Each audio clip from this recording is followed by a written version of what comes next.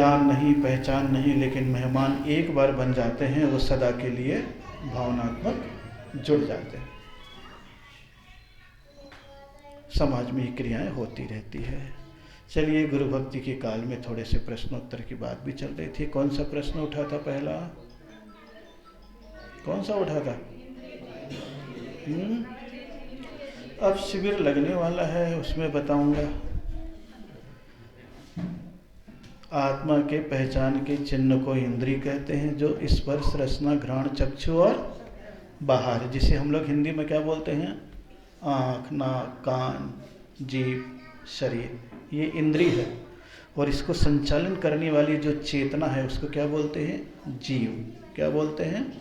जीव। जीव तो किसके समान है? करंट के समान। किसके समान है? करंट दिखता तो नहीं है ना, है? लेकिन इंद्रिय किसके समान है? ये बल्ब, एसी, पंखा, लाइट, फ्रिज कितने रूपों में विभक्त हो गए? अनेक रूपों में। तो आत्मा के जो चिन्ह है उसकी शक्ति कितने रूपों में विभक्त है? 5। कितने रूपों में? देखने का काम, सुनने का काम, चखने का काम, बोलने का काम और वस्तु को पहचानने का, इसको क्या बोलते हैं? इंद्रिय। और चेतना को क्या बोलते हैं? जीव। क्या बोलते हैं? इसलिए इंद्रियां तो खराब हो जाती है, लेकिन चेतना फिर कहीं और चली जाती है। इसलिए इंद्रिय और जीव। जीव अलग प्रकार के हैं। अब शिविर लगाएंगे कभी, जब बैठेंगे उसमें कहीं प्रसंग छिड़ गया तब आपको वो भी बताएंगे। दूसरे नंबर पर कौन सा प्रश्न था? बताते जाओ, आप लोगों ने पूछा था। भोग भूमि का कौन सा था? जहाँ सुख ही सुख है, इंद्रिय, वो कौन सी भूमि है? और जहाँ सुख और दुख की मिली सरकार है, वो कौन सी भूमि है? कर्म भूमि। जहाँ भाग्य से सुख मिले उसका नाम क्या है? भोग भूमि। और जहाँ पुरुषार्थ से सुख मिले उसका नाम है कर्म भूमि। तो भोग भूमि में सम्यक दृष्टि भी पैदा होते हैं, मिथ्या दृष्टि भी पैदा होते हैं। तो शास्त्रों में कहा गया है कुदान। क्या दे देते हैं? कुदान। वो कहाँ चले जाते हैं? कुभोग भूमि। कहाँ? सुख के साधन पूरे मिलते हैं। दान का फल हमेशा मिलता है, और सुदान जो करते हैं वो भी वहाँ पहुँच जाते हैं। दोनों के सुख में कोई भी कमी नहीं होती है। दोनों के सुख में कोई भी कमी नहीं होती है। लेकिन कुछ कुभोग भूमि ऐसे हैं जिसमें शरीर तो इंसान का है, लेकिन चेहरा जानवर का है। किसका है? चेहरा जानवर का है। मिथ्या दृष्टि भी कई होते हैं। क्या होते हैं? मिथ्या दृष्टि भी कई होते हैं, और कुदान देते हैं तो कभी कभी ऐसी प्रवृत्ति में चले जाते हैं। ऐसे स्थानों पर तो दान का फल अलग होता है और जिन धर्म का फल अलग होता है। किसका किसका फल? दान का फल अलग होता है और जिन दर्शन का फल अलग होता है। इसलिए कुपात्र दान अलग है। कौन सा दान? और अपात्र दान अलग है। ख्याल करना। भोग भूमि जाने वालों के लिए कौन सा दान बताया है? कुपात्र दान। कौन सा दान? कुपात्र दान। और कुपात्र किसे कहते हैं?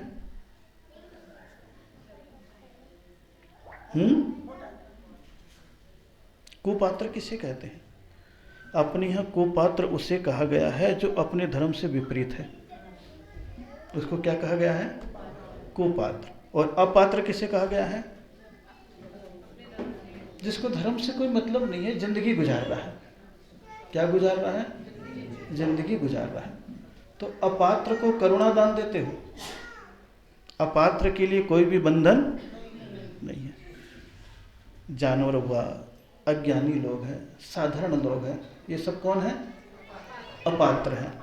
कौन है?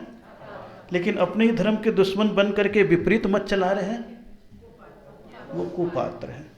अब कुपात्र कितने हैं? कुपात्र कितने हैं? जिन दर्शन में ही पैदा होकर के जिन दर्शन के विपरीत मार्ग चला दिया। किस दर्शन के विपरीत? वो सब कौन है? कुपात्र है। तो होश पूर्वक उनको दे रहे। एक तो जैन है, कौन है? और जैन होकर के मुनियों को नहीं मान रहे, भगवान को नहीं मान रहे। किसको नहीं मान रहे? मुनियों को नहीं मान रहे, कोई भगवान को नहीं मान रहे, और जैन है। ऐसे जैन को भी अगर दान देते तो कुपात्र को बढ़ावा दे रहे आप। किसको बढ़ावा दे रहे? कुपात्र को। अन्य साधारण लोग हैं, मान लो भिखारी हैं, अन्य लोग हैं, वो जैनत्व को ज़्यादा नहीं समझते, ना स्कूल में पैदा हुए, वो अपात्र हैं। पात्रता तो नहीं थी, फिर भी उनको आपने दे दिया। तो इसलिए जैन शास्त्रों में दान के भेद बताए हैं, कुपात्र, सुपात्र, अपात्र। अपात्र को करुणापूर्वक दान दिया जाता है, अपात्र को करुणापूर्वक, कुपात्र को पहचान पूर्वक।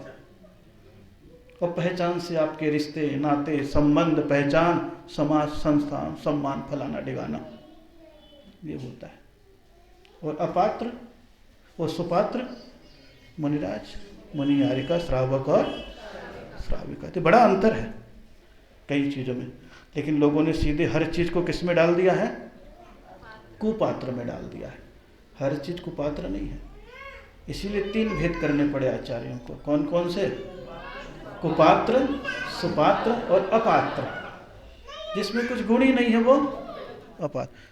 ओ क्या हो गया? ओ लाइट इधर लाइट। ओ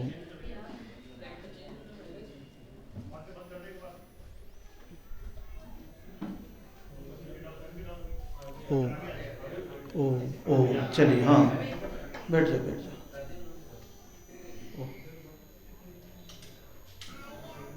थोड़ा सा इधर हो जाओ, इधर बहुत जगह है। आ जाओ आ जाओ आ जाओ, चलो बढ़िया है, आ जाओ सब आ जाओ इधर। बस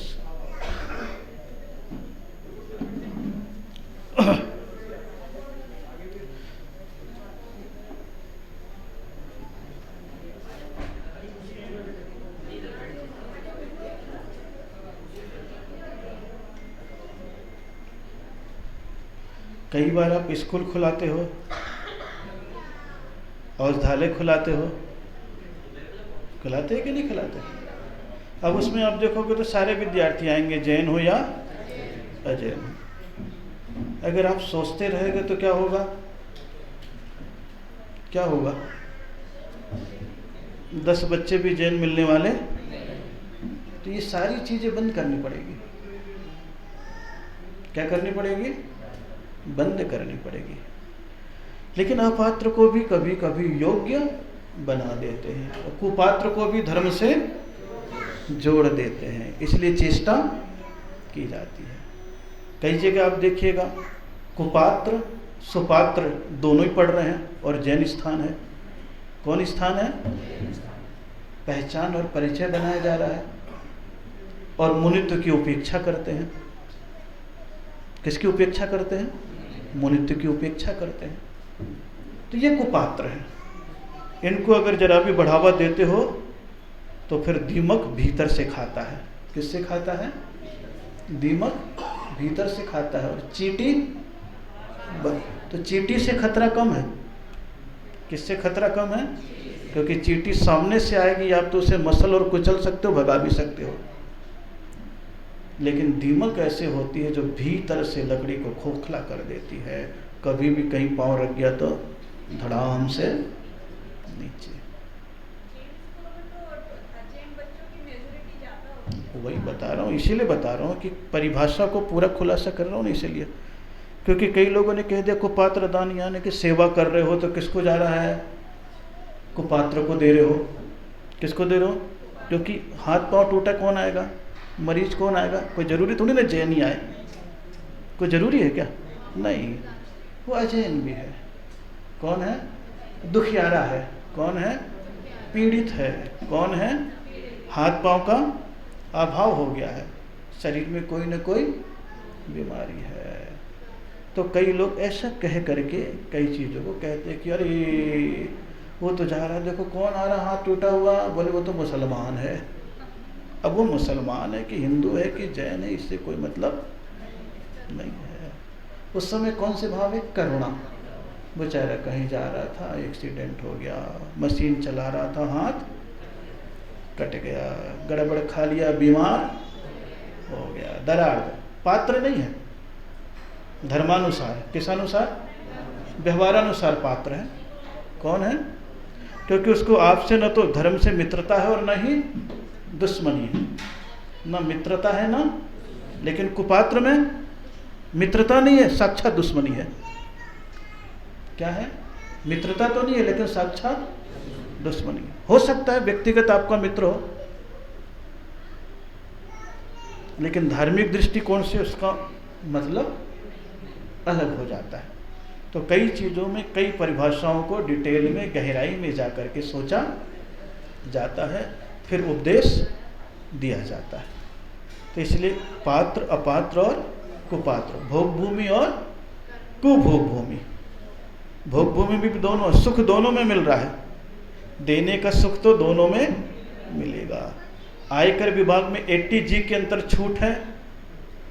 किसके अंतर छूट है? 80G के अंतर छूट है। तो चाहे जैन हो चाहे अजैन हो, चाहे सरकारी हो चाहे व्यवहारी हो, दोनों को छूट मिलेगी। क्या मिलेगी? दोनों को छूट मिलती है, दोनों को उसका बेनिफिट मिलता ही मिलता है, लेकिन फिर अलग अलग रूप हो जाता है। चलिए खैर, ये तो दूसरी बात है, थोड़ी गंभीर बात है। ये बात थोड़ी दूसरे लेवल की है जो मैं आपको बता रहा हूँ, लेकिन इसलिए भी बता रहा हूँ कि कई चीज़ों के प्रश्न के उत्तर को आपको समझना है। किसको समझना है? हाँ, क्योंकि शास्त्र की आड़ में कई बार मानसिकता को भटकाते भी हैं लोग। किसकी आड़ में? शास्त्र की आड़ में। तीसरे नंबर पर कौन सी बात थी?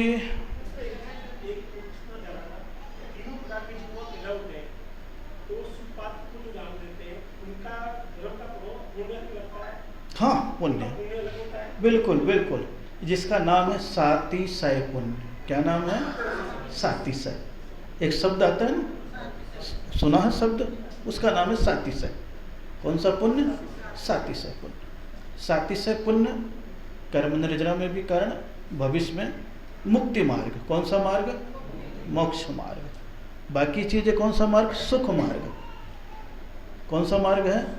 सुख। स्वर्ग तक की यात्रा हो सकती है। कहाँ तक की यात्रा? इसीलिए भक्तामर में भगवान के मार्ग को क्या बोलते हो? स्वर्गापवर्ग गम मार्ग विमार्ग अनिष्ट।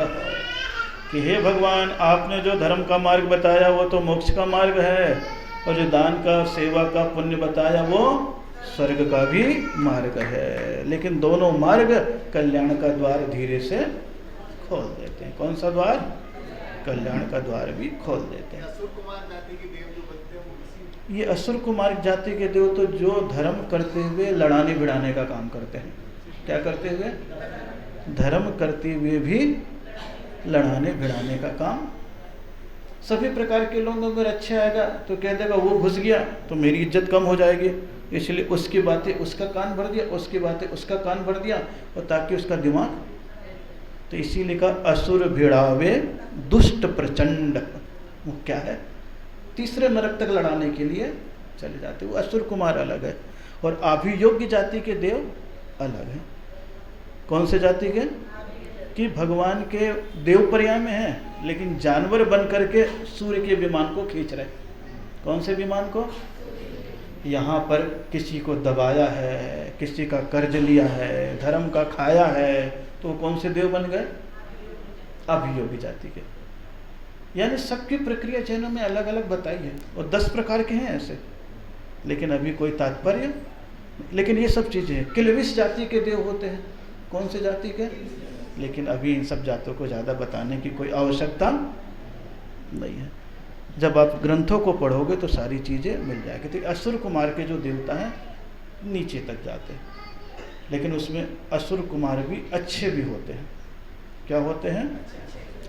उसमें केवल बुरी एक ही जाति के होते हैं, जिसका नाम है अम्बारीश जाति के। कौन से जाति के? हाँ, पढ़े हो ना, इसलिए उसके में भी क्वालिटी है।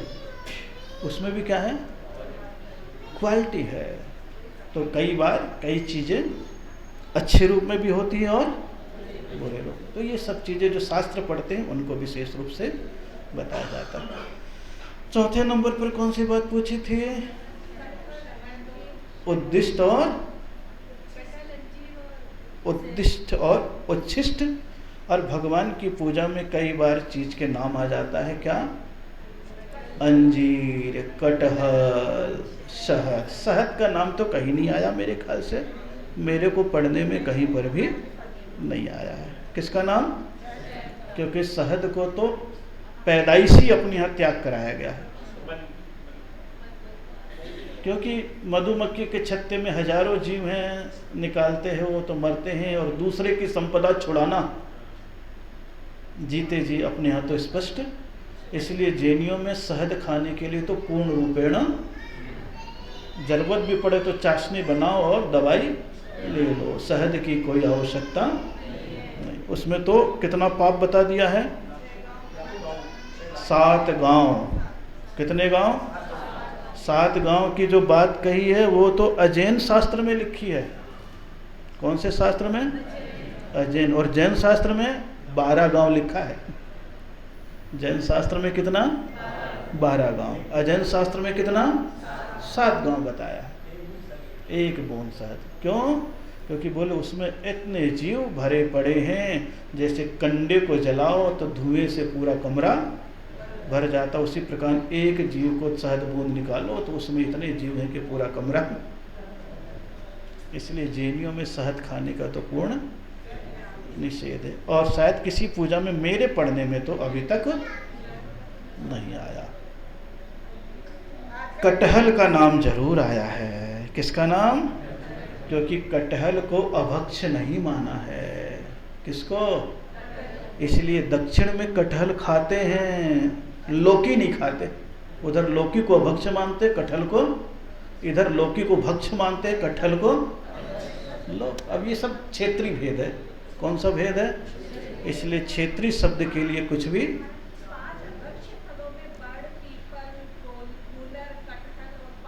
हाँ हाँ, तो बड़, पीपल, उमर, कटुमर, पाकर। अब कटुमर को अर्थ कटहल लगा दिया, वो कटहल नहीं है। कटुमर अलग है, वो छोटा होता है, कटहल अलग है।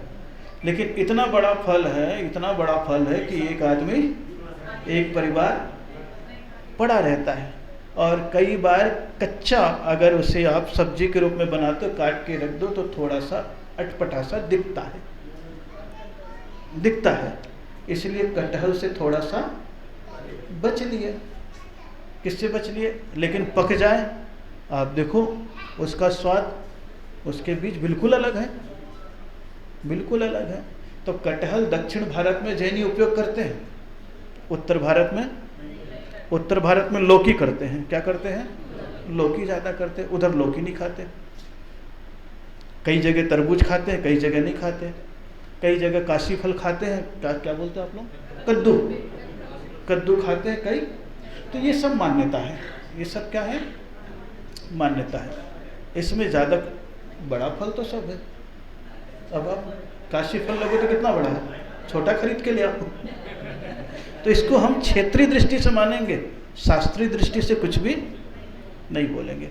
इसलिए शास्त्रीय दृष्टि से कई जगह पूजाओं में कटहल शब्द का भी नाम, क्योंकि दक्षिण में भी पूजा होती है, उत्तर में भी भगवान की पूजा होती है। तो कई सारी चीज़ें ऐसी है जिसके बारे में थोड़ा सा विचार कर लेना आवश्यक होता है।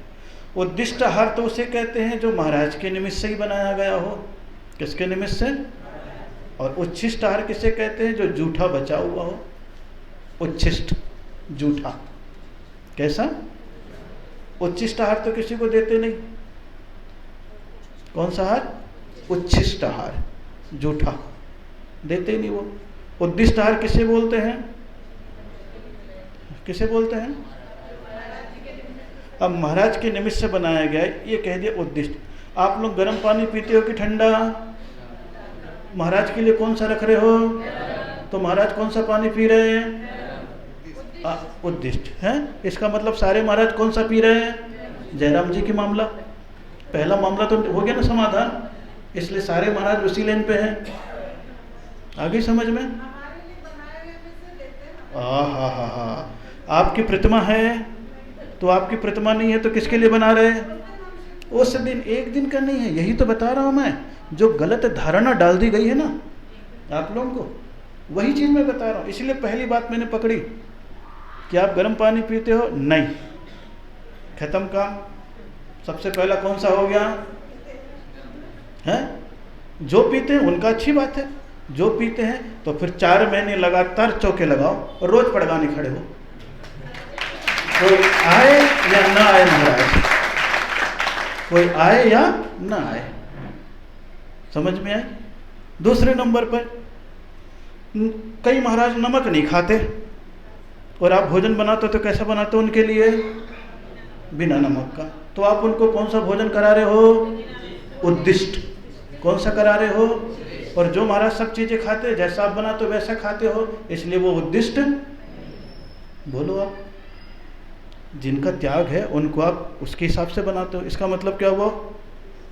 उद्दिष्ट हो गया। फिर तो सारा मामला शास्त्र की परिभाषा को अगर जरा सा भी क्रोधे हुए ना तो तुम्हारे घाव निकलेंगे, घाव निकलेंगे। क्योंकि लोगों ने इतना झूठ फैला दिया। और ये श्रावक भोले थे शुरुआत में। कौन थे? बोले तो अरे उद्दिष्ट, एक चौका लग रहा है महाराज तो वहीं जा रहे, उन्हीं के लिए बन रहा। बिल्कुल एक्यूरेट, पक्की बात है। लेकिन 10 भी लगा रहे हो तो किसके लिए बना रहे हो? हाँ, नहीं तो नियम हो जाना चाहिए, व्रती ही चौका लगाए, व्रती ही आहार दे, साधारण तो कोई आहार भी नहीं दे सकता। व्रती कितने हैं? खत्म काम। और व्रती बेचारा 50-50 दिन, 25-25 दिन भी लगाता नहीं आहार होता है। होता है कि नहीं? फिर उद्दिष्ट का मतलब क्या हुआ? समझ लो अब। तो कुछ चीजें जहां है वहीं रहने दो, है जहां है वहीं रहने दो, है? नहीं, ऐसा कुछ नहीं है। इतना विश्वास था साधु को गृहस्थों के ऊपर। किसके ऊपर? विश्वास था। बाकी ज्वाइंट फैमिली सारी रहते थे तो सारे शुद्ध रहते थे क्या? कुछ नहीं। ये सम्मान दिया गया है। क्या दिया गया है? सम्मान। हमारा जैन धर्म तो इतना अच्छा है कि ऐसा कहा जाता है कि एक माँ पानी भरने के लिए गई और बच्चे से बोल गई कि अगर कोई महाराज आए तो रोक लेना, उनको भोजन कराना है। वो बच्चा रोक लिया, बोले महाराज रुक जाओ, मेरी मम्मी ने खीर बनाया, वो आ रही है। और महाराज भी कितने सीधे, वहीं खड़े हो गए। मम्मी पानी लेके आई, मटके में पानी, बच्चे खड़ा हुआ है। महाराज ने भी देखा, बोले बना लो मुद्रा। हे स्वामी नमोस्तु, 3 परिक्रमा लगाई, मन शुद्धि, वचन शुद्धि, काय शुद्धि, आहार जल शुद्धि, चलो घर। महाराज गए, खाए पिए, 9-2। बोलो कौन सा अच्छा श्रावक? तुम्हारे शास्त्र का उद्दिष्ट वाला या वो खीर वाला भक्त? हाँ, सब मेरे समर्थक हैं। जैनियों की बड़ी अलग, और ऐसे एक नहीं 36 कथाएं हैं। कितनी कथाएं हैं? 36 कथाएं हैं।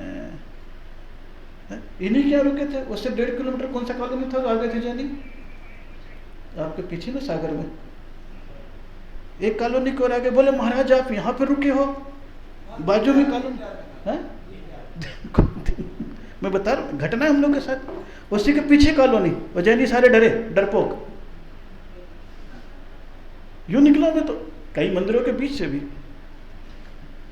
अब वो बोले महाराज आप यहाँ। मैंने कहा बिल्कुल, क्या हो गया? बिहार में लगाने वाला लगा रहा, कराने वाला करा रहा है, रुकाने वाला रुका रहा है, और तुम जैनी होके कौन से महाराज?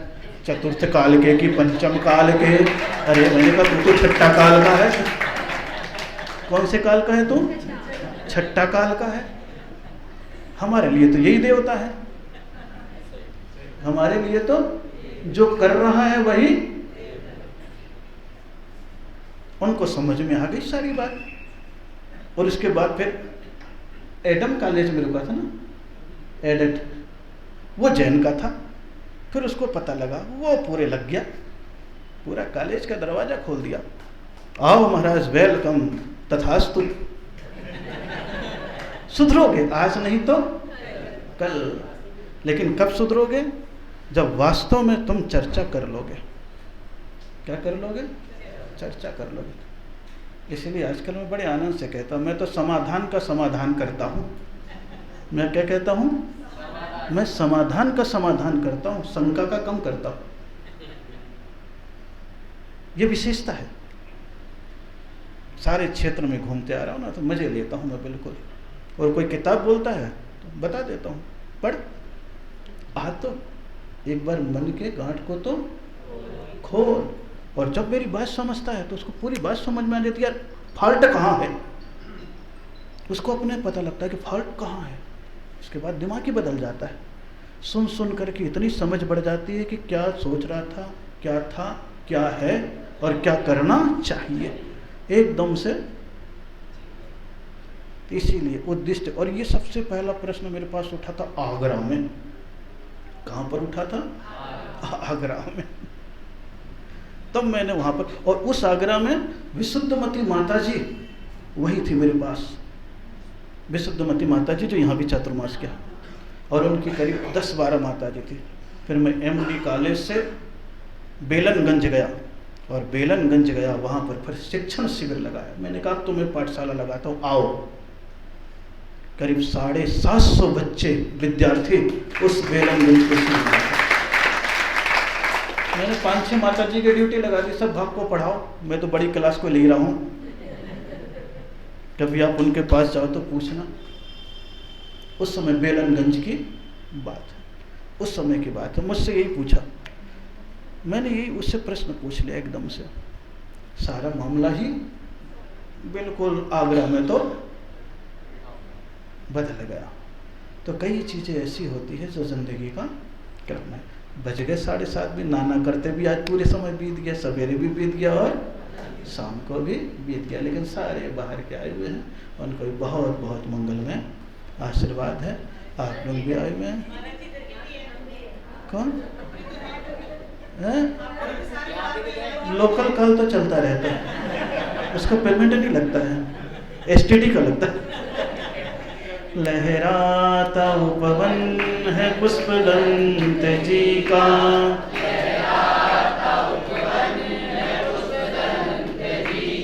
जीवन समर्पित है नन्ही कली का,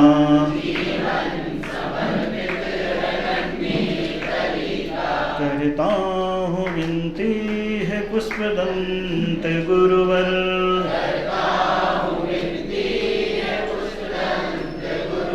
खिला लो कली को महकते महकते,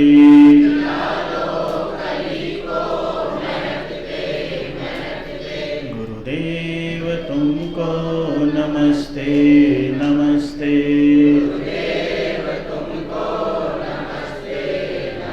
खाने सोने चलने पड़ने में जो भी गुरु दोष लगे, क्षमा दान दे प्रायश्चित दे, जिससे वे कर्म शीघ्र भगे। तुम जिन आगम के रत्ना कर, मैं अवगुण की खान रहा, तेरे चरण कमल में गुरुवर, अपना मस्तक झुका रहा। ओम नीम नमो अर्हते, रक्ष रक्ष होम फट स्वाहा। ओम नीम नमो अर्हते, रक्ष रक्ष होम फट स्वाहा। ओम ह्रीं नमो अर्हते, रक्ष रक्ष होम फट स्वाहा। ओम ह्रीं नमो अर्हते रक्ष रक्ष होम फट स्वाहा। ओम ह्रीं नमो अर्हते रक्ष रक्ष होम फट स्वाहा। ओम ह्रीं नमो अर्हते रक्ष रक्ष होम फट स्वाहा। ओम ह्रीं नमो अर्हते रक्ष रक्ष होम फट स्वाहा। ओम ह्रीं नमो अर्हते रक्ष रक्ष होम फट स्वाहा। ओम ह्रीं नमो अर्हते रक्ष रक्ष होम फट स्वाहा। सोने के पूर्व एक माला अवश्य ही फेर लेंगे। ओम नमः। आपस में